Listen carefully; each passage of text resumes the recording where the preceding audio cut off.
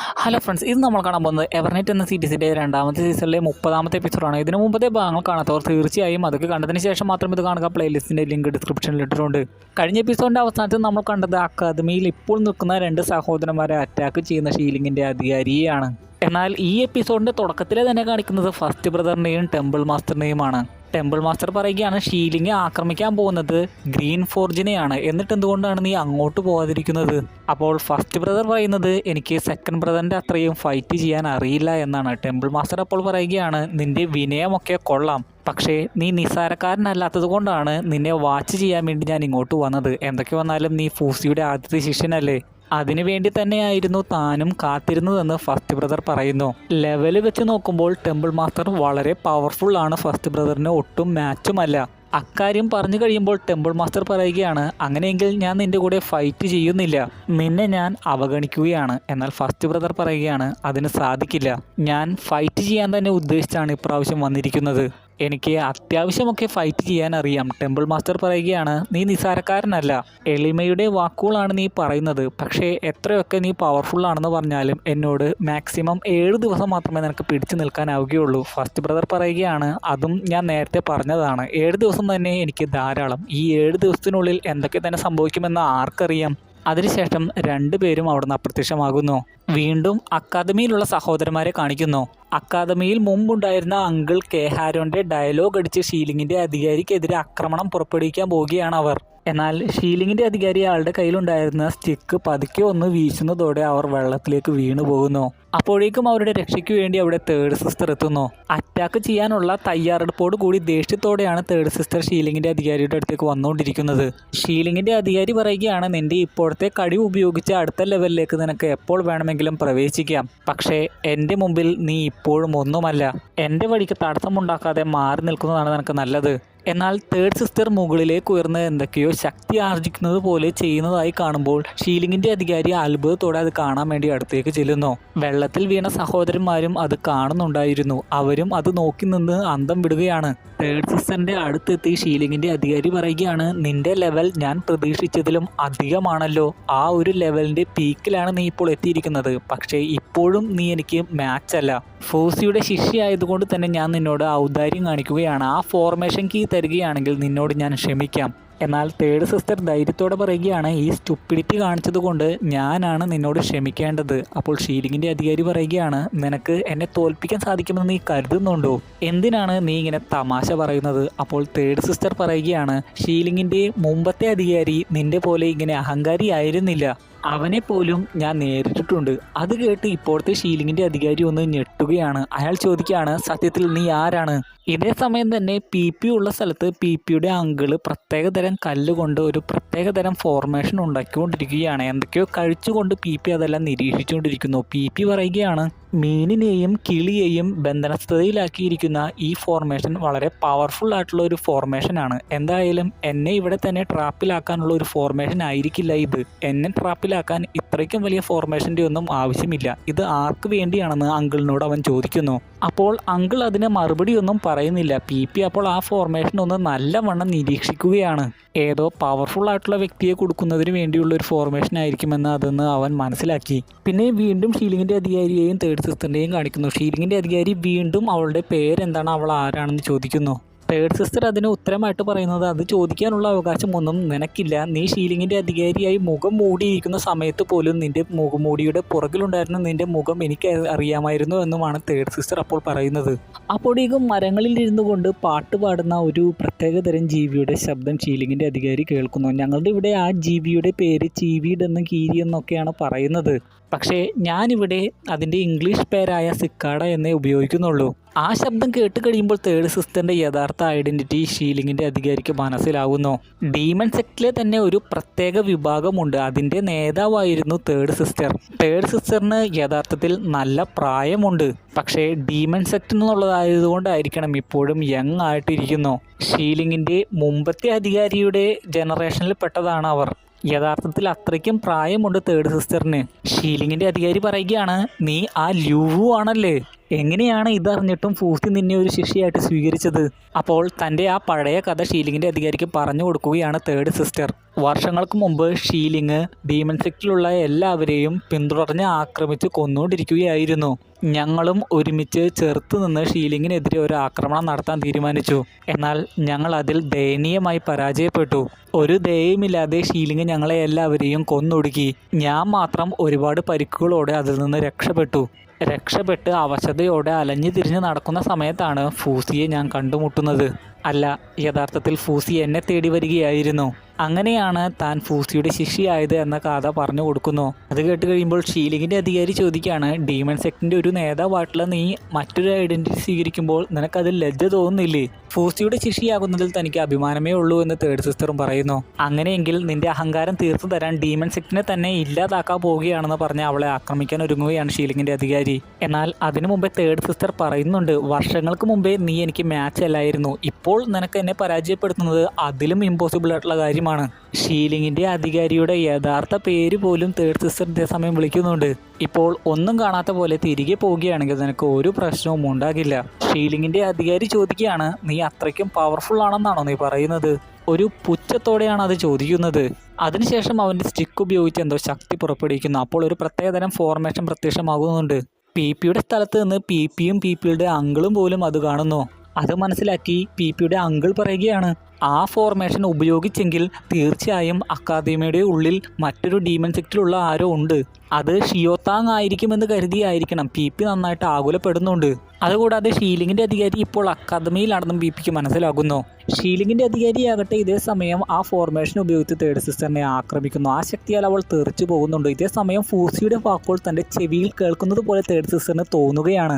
അവളുടെ ശക്തിക്കും കഴിവിനും മുമ്പിൽ ഷീലിങ്ങിൻ്റെ അധികാരി ഒന്നുമല്ല എന്നൊക്കെയാണ് ഫൂസി പറയുന്നത് പോലെ അവൾക്ക് തോന്നുന്നത്. അവളുടെ ശക്തിക്ക് മുമ്പിൽ ഷീലിങ്ങിൻ്റെ അധികാരി വെറും കീടമാണെന്നൊക്കെ പറയുന്നത് പോലെ തേർഡ് സിസ്റ്ററിന് തോന്നുന്നു. അതിനുശേഷം അതിൽ നിന്നെല്ലാം വഴുതി മാറി ഫൂസി പറഞ്ഞതുപോലെ പറയുകയാണ്, ഷീലിങ്ങിൻ്റെ അധികാരി തൻ്റെ മുമ്പിൽ വെറും കോമാളി മാത്രമാണ്, അവനൊന്നുമല്ല. അവൻ്റെ ആ ഫോർമേഷനും അതേപോലെ തന്നെ. അതിനുശേഷം സിക്കാഡയെ ഉപയോഗിച്ചുകൊണ്ടുള്ള വളരെ പവർഫുൾ ആയിട്ടുള്ള അറ്റാക്കാണ് തേർഡ് സിസ്റ്റർ തിരിച്ചു നടത്തുന്നത്. തേർഡ് സിസ്റ്റർ ആ സിക്കാഡയുടെ രൂപം പോലും സ്വീകരിക്കുന്നുണ്ട്. ആ ശക്തിയുടെ മുമ്പിൽ ഷീലിങ്ങിൻ്റെ അധികാരി ഒരു വിധത്തിലാണ് പിടിച്ചു നിൽക്കുന്നത്, അതും ആ സ്റ്റിക്ക് ഉപയോഗിച്ച്. പവർഫുൾ ആയിട്ടുള്ള തേർഡ് സിസ്റ്ററിൻ്റെ ആ അറ്റാക്കുകൾ ഒരു വിധത്തിൽ ചെറുത്തു നിൽക്കുന്ന സമയത്ത് അവൻ്റെ പുറകിൽ പാഞ്ഞു ചെന്നുകൊണ്ട് ഇടിച്ച് തെറിപ്പിച്ച് അവനെ ചോര തുപ്പിക്കുകയാണ് തേർഡ് സിസ്റ്റർ. മുകളിലേക്കൊക്കെ കൊണ്ടുപോയാണ് ഇടിച്ച് തെറിപ്പിച്ച് ചോര തുപ്പിക്കുന്നത്. അവന് പിന്നെ എഴുന്നേക്കാൻ പോലും സാധിക്കുന്നില്ല. തേർഡ് സിസ്റ്റർ ആകട്ടെ അവളുടെ ശക്തി ഉപയോഗിച്ച് തന്നെയാണ് ഷീലിങ്ങിലേക്ക് തന്നെ അവനെ എടുത്തെറിയുന്നത്. അടിച്ച് അവശനാക്കി അത്രയൊക്കെ അവസ്ഥയിലാക്കിയിട്ടും ഷീലിങ്ങിൻ്റെ അധികാരിയെ തേർഡ് സിസ്റ്റർ കൊല്ലുന്നില്ല. അക്കാദമിയുടെ നന്മയ്ക്ക് വേണ്ടിയാണ് കൊല്ലാത്തതെന്ന് പറഞ്ഞുകൊണ്ടാണ് അവനോട് ഇപ്രാവശ്യം ക്ഷമിക്കുന്നത്. എന്താണ് അതുകൊണ്ട് അക്കാദമിയുടെ നന്മ എന്ന് ഉദ്ദേശിച്ചത് മനസ്സിലായില്ല. ആ ഒരു സന്തോഷത്തിൽ മറ്റു സഹോദരന്മാർ ഓടി വന്ന് തേർഡ് സിസ്റ്ററിനോട് പറയുകയാണ്, ഇനി ഞങ്ങൾക്ക് ആരെയും പേടിക്കേണ്ട ആവശ്യമില്ല. തേർഡ് സിസ്റ്ററിൻ്റെ യഥാർത്ഥ ഐഡൻറ്റിറ്റിയും പേരും പറഞ്ഞു കഴിഞ്ഞാൽ ആരും ഞങ്ങളെ ഒന്നും ചെയ്യില്ല. തേർഡ് സിസ്റ്റർ അപ്പോൾ ഒന്ന് ചിരിക്കുന്നു. അതിനുശേഷം അവരെല്ലാവരും ഒരുമിച്ച് ഫൂസിയോടെന്ന പോലെ നന്ദി പറയുന്നു. അതിനുശേഷം അക്കാദമിയുടെ ഉത്തരവാദിത്തം അവരെ ഏൽപ്പിച്ച് താങ് സ്റ്റേറ്റിൻ്റെ ക്യാപിറ്റലിലേക്ക് പോവുകയാണ് തേർഡ് സിസ്റ്റർ. അതിനുശേഷം തേർഡ് സിസ്റ്റർ എന്തൊക്കെയോ വായിച്ച് നടന്നു പോയിക്കൊണ്ടിരിക്കുന്ന നിങ്കയുടെ അടുത്തെത്തി തൻ്റെ ഐഡൻറ്റിറ്റി അവന് വെളിപ്പെടുത്തി കൊടുക്കുന്നു. ആ സിക്കാഡയെ അവൻ്റെ അടുത്തേക്ക് വെറുതെ പറപ്പിച്ചു വിടുന്നതേ ഉള്ളൂ. അവനെ അത് കണ്ടു കഴിയുമ്പോൾ തന്നെ അവളുടെ ഐഡൻറ്റിറ്റി മനസ്സിലാകുന്നു. അതിനുശേഷം തേർഡ് സിസ്റ്റർ അവിടെ നിന്ന് പോയി കഴിയുമ്പോൾ പഴയ ഒരു കാര്യം നിങ്ക ഓർത്തു പോവുകയാണ്. അന്ന് ഷിയാഹവും നിങ്കയുമായിട്ട് ഒരു ഫൈറ്റ് വെച്ചിരുന്നല്ലോ. ഫസ്റ്റ് സീസണിലെ അവസാനത്തെ ആ ഫൈറ്റിലാണ് വില്ലനായിട്ടുള്ള ഷിയാഹവ് മരിക്കുന്നത്. അന്ന് നിങ്കയെ കൊല്ലുന്നതിന് വേണ്ടി ഒരുപാട് സ്ട്രോങ്ങസ്റ്റ് ആയിട്ടുള്ള ആളുകൾ കാത്തിരിക്കുകയായിരുന്നു. ക്വീനിയാനും അതിൽ പെട്ടിരുന്നു. ക്വീനിയാൻ അവനെ കൊല്ലുന്നതിന് വേണ്ടി അങ്ങോട്ട് വന്നുകൊണ്ടിരിക്കുകയായിരുന്നു. എന്നാൽ അന്ന് ഡീമൺ സെക്റ്റിലുള്ള അദൃശ്യമായിട്ടുള്ള ഒരു ശക്തി ക്വീനിയാനെ തടഞ്ഞുവെന്ന് നിങ്ക കേട്ടിരുന്നു. അന്ന് ക്വീനിയനെ തടഞ്ഞത് വേറെ ആരുമായിരുന്നില്ല, തേർഡ് സിസ്റ്റർ തന്നെയായിരുന്നു. നിങ്കെ അതെല്ലാം ഓർക്കുന്നതായി കാണിക്കുന്നു. വളരെ പവർഫുൾ ആയിട്ടുള്ള തേർഡ് സിസ്റ്ററിൻ്റെ മുമ്പിൽ അല്പനേരം മാത്രമേ ക്വീനിയാന് പിടിച്ചു നിൽക്കാനായുള്ളൂ. അന്ന് തേർഡ് സിസ്റ്ററിൻ്റെ യഥാർത്ഥ വേഷത്തിലായിരുന്നു ക്വീനിയാൻ്റെ മുമ്പിൽ പ്രത്യക്ഷമായത്. കാരണം അന്ന് തേർഡ് സിസ്റ്ററിൻ്റെ മുടി നരച്ചിട്ടുണ്ടായിരുന്നു. അത്രയും പ്രായമുണ്ട് യഥാർത്ഥത്തിൽ തേർഡ് സിസ്റ്ററിന്. എന്നാൽ ഡീമോണിക് കൾട്ടിൻ്റെ പ്രത്യേകതരം ശക്തികൾ ഉള്ളതുകൊണ്ടാണ് ഇപ്പോഴും എല്ലാവരുടെയും മുമ്പിൽ യങ് ആയിട്ട് അവൾ പ്രത്യക്ഷമാകുന്നത്. ക്വീനിയാനെ അടിച്ച് ആക്രമിച്ച് വീഴ്ത്തി തിരിച്ചു പോകുന്ന സമയത്ത് ആ ഒരു ചേഞ്ച് നമുക്ക് കാണുവാൻ സാധിക്കും. നരച്ച മുടിയിൽ നിന്ന് നല്ല കറുത്ത മുടിയിലേക്കുള്ള ആ മാറ്റം. അതിനുശേഷം വീണ്ടും തേർഡ് സിസ്റ്ററുമായിട്ടുള്ള സംഭാഷണം തന്നെയാണ് കാണിക്കുന്നത്. തേർഡ് സിസ്റ്റർ അവിടുന്ന് പോയതിൻ്റെ പുറകെ നിങ്കയും പോയിട്ടുണ്ടായിരുന്നു. നിങ്കെ തേർഡ് സിസ്റ്ററിനോട് പറയുകയാണ് തേർഡ് സിസ്റ്ററിനെ കണ്ടു കഴിഞ്ഞാൽ ആരും ഒരിക്കലും പറയില്ല ഡീമോണിക് കൾട്ടിലെ ആ ലീവു ആണെന്ന്. വെറുതെ അല്ല ഫൂസി ഷിയോതാങ്ങിനെയും ശിഷ്യയായിട്ട് പെട്ടെന്ന് തന്നെ സ്വീകരിച്ചത്. അതിനുശേഷം മുമ്പൊരിക്കൽ തേർഡ് സിസ്റ്റർ തനിക്ക് സമ്മാനിച്ച മോതിരം തിരികെ കൊടുക്കുകയാണ് നിങ്കെ. എന്നാൽ തേർഡ് സിസ്റ്റർ അത് വാങ്ങുന്നില്ല. തേർഡ് സിസ്റ്റർ പറയുകയാണ് നീ അക്കാദമിയിൽ പ്രവേശിച്ച സമയത്ത് ഞാൻ നിനക്കൊരു വാക്ക് തന്നിരുന്നു, ലൂബായുടെ അടുത്തു വരെയും എത്തുന്ന ഒരു കൾട്ടിവേറ്ററിനെ പരിചയപ്പെടുത്തി തരാമെന്ന്. നിങ്കെ പറയുകയാണ് പക്ഷേ ലേറ്റായി പോയല്ലേ. തേർഡ് സിസ്റ്റർ പറയുകയാണ് അതുകൊണ്ടല്ല, നീ ബാഡ് ലാൻഡിൽ പോയ സമയത്ത് ഡീമൺ സെക്റ്റിൻ്റെ മാർഗത്തിലൂടെ സഞ്ചരിച്ച് നീ വ്യതിചലിച്ചു. തേർഡ് സിസ്റ്റർ ഉദ്ദേശിക്കുന്നത് അവൻ പൊസസ്ഡ് ആയ കാര്യത്തെക്കുറിച്ചാണ്. അന്ന് ആ ഗുഹയുടെ ഉള്ളിൽ വെച്ച് അവൻ്റെ ശരീരത്തിനുള്ളിൽ ഡീമൺസിൻ്റെ ശക്തിയെല്ലാം കയറിയല്ലോ, അതാണ് ഉദ്ദേശിച്ചത്. ഫൂസി അന്ന് പണിഷ്മെൻ്റ് ആയിട്ട് അവനെ ഗുഹയിലൊക്കെ അടച്ചിരുന്നു. അതുകൊണ്ടാണ് സോഡ് ടെക്നിക്കുകൾ അവനെ പ്രാക്ടീസ് ചെയ്യിപ്പിക്കുന്നതിന് വേണ്ടി ആ വ്യക്തിയെ പരിചയപ്പെടുത്താത്തതെന്നാണ് തേർഡ് സിസ്റ്റർ പറയുന്നത്. തേർഡ് സിസ്റ്റർ തുടർന്ന് പറയുകയാണ് ഡീമോണിക് കൾട്ട് നാശത്തിൻ്റെ വക്കിലെത്തിയിരിക്കുന്ന സമയത്താണ് ഫൂസിയെ ഞാൻ പരിചയപ്പെടുന്നത്. കുറേ പ്രശ്നങ്ങളൊക്കെ നമുക്ക് നേരിടേണ്ടി വരും, അപ്പോഴൊക്കെ നമ്മുടെ ഹൃദയം പറയുന്നത് കേൾക്കുക എന്ന് പറഞ്ഞ ഫൂസിയുടെ ഉപദേശം കേട്ടുകൊണ്ടാണ് പിന്നീട് ഞാൻ ഒറ്റയ്ക്കിരുന്ന് പ്രാക്ടീസ് ചെയ്യാൻ തുടങ്ങിയത്. അങ്ങനെ പ്രാക്ടീസ് ചെയ്ത് ശക്തിയെല്ലാം ആർജിച്ച് ഞാൻ ഇവിടെയും വരെയും എത്തി. അന്ന് എൻ്റെ പ്രാക്ടീസൊക്കെ കഴിഞ്ഞ് തിരിച്ചു പോകേണ്ട സമയമായപ്പോൾ ഫൂസി എന്നോട് തിരിച്ചു പോകാൻ പറഞ്ഞു. പക്ഷേ ഞാൻ തിരിച്ചു പോകുന്നില്ല, അവിടെ തന്നെ നിൽക്കുകയാണ് എന്ന് പറഞ്ഞു. ഫൂസി അപ്പോൾ ദേഷ്യപ്പെട്ടോ എന്ന് നിങ്കെ ചോദിക്കുന്നു. തേർഡ് സിസ്റ്റർ പറയുകയാണ് എന്നെ സന്തോഷിപ്പിക്കുന്നതിന് വേണ്ടിയായിരിക്കണം. ഫൂസി അന്ന് അതൊന്നും കുഴപ്പമില്ല, അവിടെ തന്നെ നിന്നോളാൻ പറഞ്ഞു.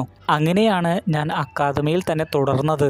ശേഷം മുകളിലേക്ക് നോക്കി പറയുകയാണ് ഞാൻ ഫൂസിയെ ഒരുപാട് മിസ് ചെയ്യുന്നുണ്ട്. ഫൂസിയേക്കാളും നല്ലതായിട്ടുള്ള ഒരു വ്യക്തി ഈ ലോകത്തില്ല. നിങ്കയ്ക്കും അല്പം വിഷമമാകുന്നു. അതിനുശേഷം നിങ്കയും തേർഡ് സിസ്റ്ററും പറയുകയാണ് ഫൂസി നമ്മളെ എല്ലാവരെയും മുകളിൽ നിന്ന് നിരീക്ഷിച്ചുകൊണ്ടിരിക്കുകയായിരിക്കണം. പിന്നെ കാണിക്കുന്നത് ഷീലിംഗിൽ നിന്നുള്ള സൈന്യവും യേഹോങ്ങിയും ലൂബായും ഒക്കെ ഗ്രീൻ ഫോർജിൽ എത്തിയിരിക്കുന്നതാണ്.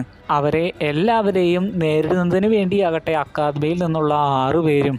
അവർ ഗ്രീൻ ഫോർജിൽ എത്തുന്നതിന് തൊട്ടു മുമ്പ് ദുഷ്ടനായിട്ടുള്ള കമാൻഡർ യേഹോങ്ങിയോട് പറയുകയാണ് പേടിക്കണ്ട, നമ്മളിവിടെ തീർച്ചയായും ജയിക്കും. പക്ഷേ താങ് സ്റ്റേറ്റിൻ്റെ മറ്റേ സൈഡിൽ നമ്മുടെ സൈന്യത്തിന് മുന്നേറാൻ സാധിക്കുന്നില്ല.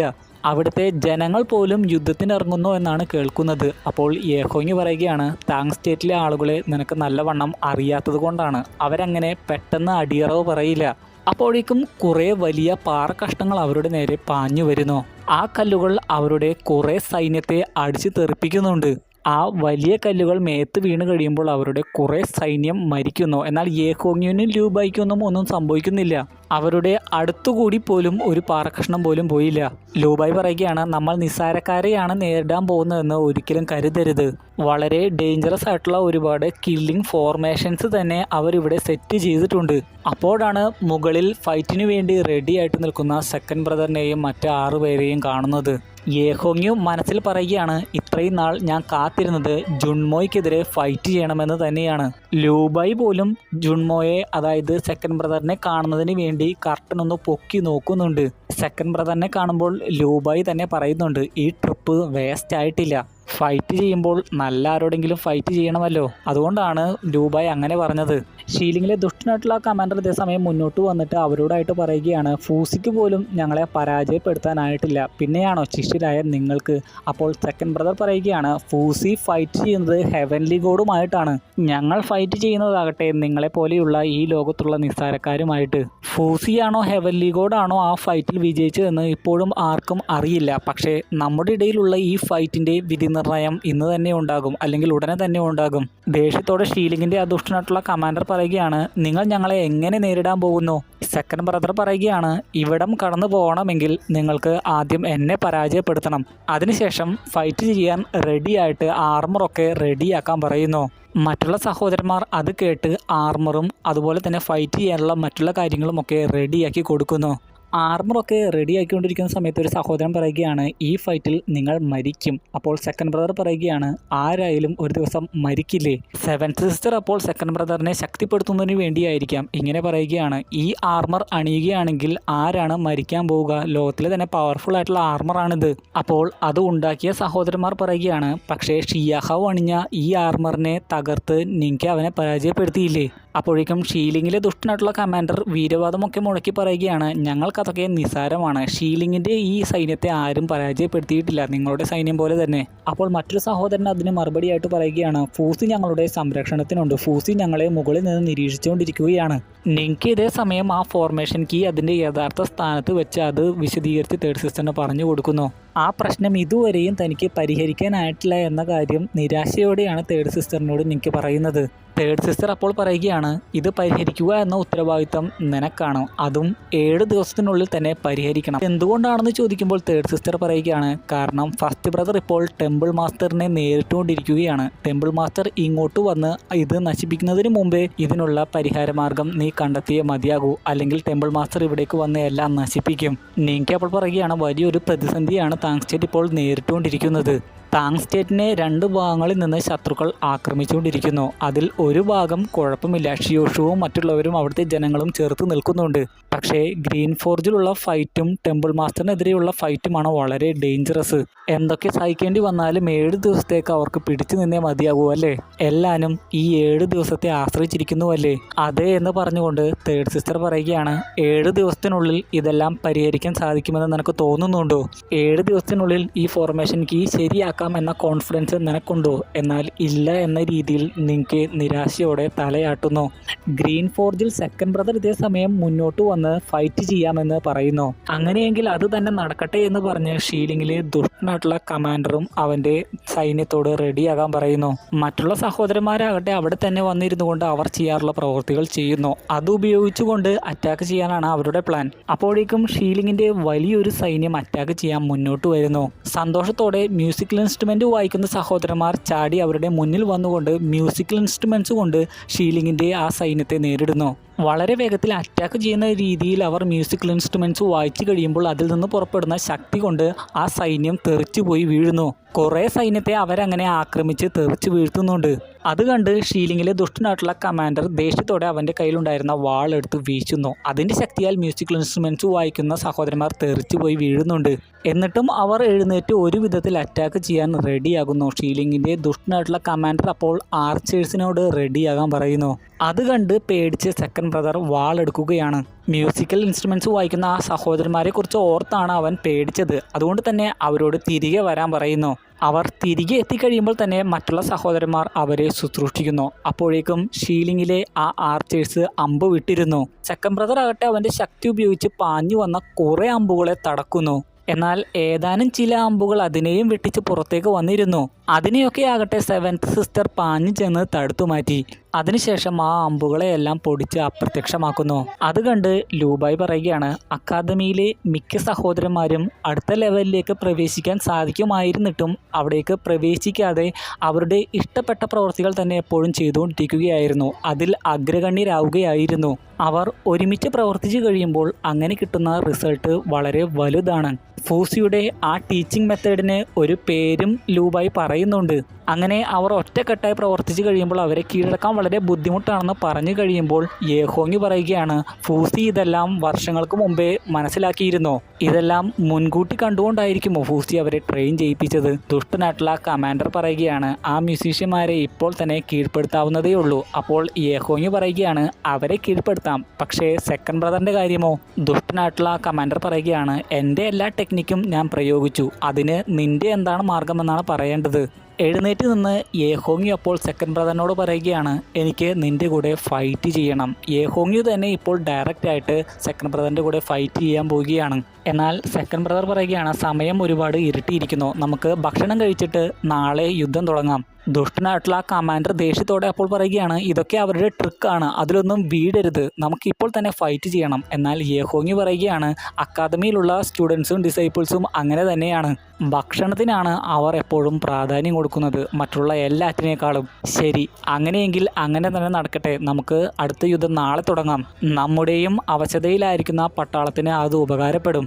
സെക്കൻഡ് ബ്രദർ അതിനുശേഷം മ്യൂസിക് വായിക്കുന്ന സഹോദരന്മാരെ അഭിനന്ദിച്ചുകൊണ്ട് പറയുകയാണ്, നിങ്ങൾ ഇന്ന് നല്ലവണ്ണം ഹാർഡ് വർക്ക് ചെയ്തിട്ടുണ്ട്. അപ്പോൾ ഒരു പ്രത്യേക രീതിയിലാണ് സെക്കൻഡ് ബ്രദറിനെ അവർ നോക്കുന്നത്. എന്തുകൊണ്ടാണെന്ന് സെക്കൻഡ് ബ്രദർ ചോദിക്കുമ്പോൾ അവർ പറയുകയാണ്, അക്കാദമിയിലായിരുന്ന സമയത്ത് ഒരു പ്രാവശ്യം പോലും സഹോദരൻ ഞങ്ങളെ അഭിനന്ദിച്ചിട്ടില്ല, എന്തിന് ഞങ്ങളുടെ മുഖത്ത് നോക്കി ചിരിച്ചിട്ട് പോലുമില്ല. സെക്കൻഡ് ബ്രദർ അപ്പോൾ പറയുകയാണ്, ഞാൻ അങ്ങനെ ആയിരുന്നല്ലേ.